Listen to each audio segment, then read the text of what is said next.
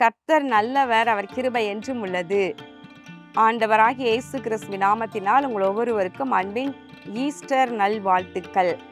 உயிர்த்தெழுதலை நாம் நினைவு கூர்ந்து கர்த்தரை கொண்டாடி கொண்டிருக்கிற அந்த நாளிலே தேவ சமாதானமும் கிருபையும் உங்களுக்கு உண்டாயிருப்பதாக.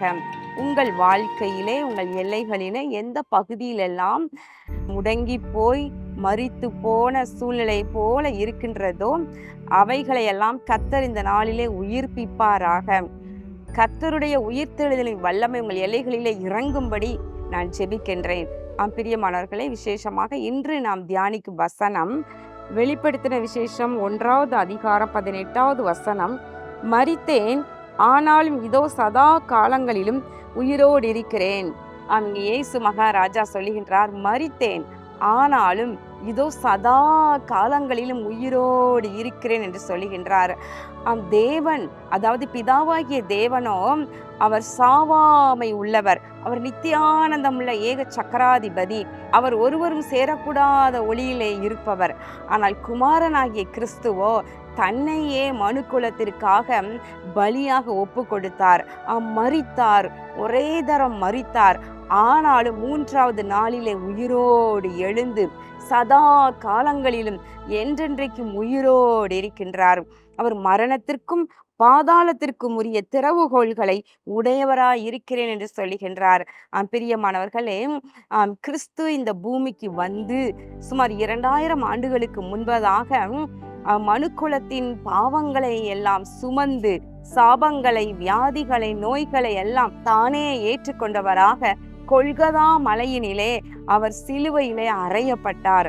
பிதாவாகிய தேவனுக்கு முன்பதாக தன்னுடைய இரத்தத்தையே ஜீவ பலியாக அவர் ஊற்றினார், தன்னையே அவர் அர்ப்பணித்தார்.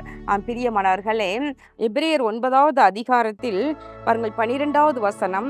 வெள்ளாட்டுக்கடா, இளங்காளை இவைகளுடைய இரத்தத்தினாலே அல்ல, தம்முடைய சொந்த இரத்தத்தினாலும் ஒரே தரம் மகா பரிசுத்த ஸ்தலத்திலே பிரவேசித்து நித்திய மீட்பை உண்டு பண்ணினார். ஒரே தரம் அவர் தன்னையே பலியாக கொடுத்து நித்திய மீட்பை நமக்கு உண்டு பண்ணினார்.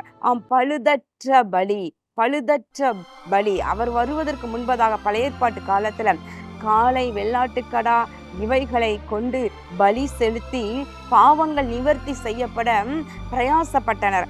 ஆனால் அவைகளினால் பாவம் முழுவதும் சுத்திகரிக்கப்படவில்லை. ஆனால் இயேசு தானே இறங்கி வந்து தன்னுடைய சொந்த இரத்தத்தையே அவர் சிந்தினார் என்று பார்க்கிறோம். எபிரேயர் 9:14வது வசனம். பழுதற்ற பலியாக தேவனுக்கு ஒப்பு கொடுத்த கிறிஸ்துவின் இரத்தம் என்று எழுதியிருக்கின்றது. அவர் நித்திய மீட்பை உண்டு பண்ணினார். உயிரோடு கூட எழுந்திருக்கிற இயேசு நமக்கு என்ன செய்தாராம்? சிலுவையிலே தன்னை ஒப்பு கொடுத்ததினாலே நித்திய மீட்பை உண்டு பண்ணி பாருங்கள். எபிரேயர் 10வது அதிகாரம் 12வது வசனம். இவரோ பாவங்களுக்காக ஒரே பலியை செலுத்தி என்றென்றைக்கும் தேவனுடைய வலது பாரிசத்தில் உட்கார்ந்து பாருங்களேன், ஒரே தரம் தன்னை பலியாக செலுத்தி, ஆனால் அவரை கல்லறையில வைத்து அடக்கம் பண்ணினார்கள். ஆனால் தேவனோ அவரை மரித்தோரிலிருந்து உயிரோடு எழுப்பினார். பிரியமானவர்களே, அவர் பிதாவின் வலது பாரிசத்திலே அவர் உட்கார்ந்திருக்கின்றார். நித்திய மீட்பை உண்டு பண்ணினார். அதனோடு கூட அவர் துரைத்தனங்களையும் அதிகாரங்களையும் உரிந்து கொண்டு வெளியரங்கமான கோலமாக்கி சிலுவையிலே வெற்றி சிறந்தார் என்று பார்க்கின்றோம். அவர் உன் தலையை நசுக்குவார் என்று அன்றைக்கு சொல்லப்பட்ட அந்த வார்த்தையை சிலுவையிலே நிறைவேற்றினார். பிசாசை ஜெயித்தார். மனு குலத்தை பாதாளத்திற்கு நேராக, நரகத்திற்கு நேராக நடத்தி கொண்டிருந்த பிசாசை அவர் மரணத்தினாலே அவர் ஜெயித்தார். பிரியமானவர்கள், அதனோடு கூட இரு திறத்தாரையும் ஒன்றாக மாற்றினார். இடையில் இருந்த தடுப்பு சுவரை உடைத்து இரு திறத்தாரையும், தேவனுக்கும் மனு குலத்திற்கும் இடையில ஒரு பெரிய பிரிவினை இருந்தது, தடுப்பு இருந்தது. மனுஷர்களுடைய பாவங்களே அது தடை சுவராக நின்றது.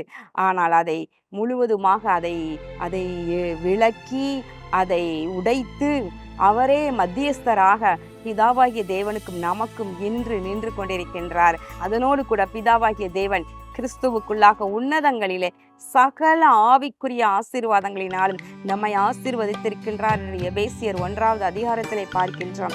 பிரியமானவர்களே, இத்தனை நன்மைகளையும் இயேசு சவதரித்தார்.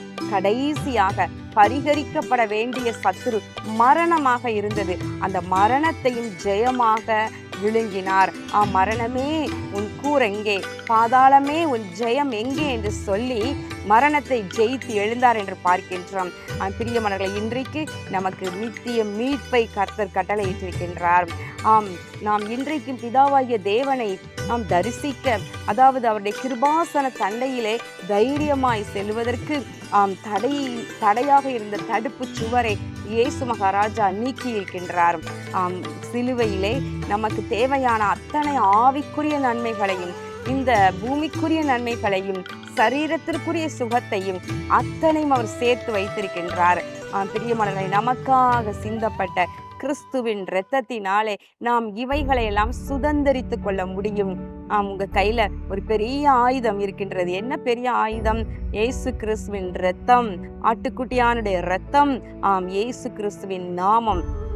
பிதாவாகிய தேவன் பிலிப்பியர் 2வது அதிகாரத்துல நம்ம பார்க்கின்றோம், அவர் சிலுவையிலே தன்னை மரண பரியந்தம் கீழ்ப்படிந்தவராகி தன்னை தாழ்த்தினார் என்று பார்க்கின்றோம். அடிமையின் ரூபம் எடுத்து பூமியிலே வந்து அவர் மரண பரியந்தம் பிதாவாகிய தேவனுக்கு கீழ்ப்படிந்து தன்னை தாழ்த்தினார் என்று பார்க்கிறோம்.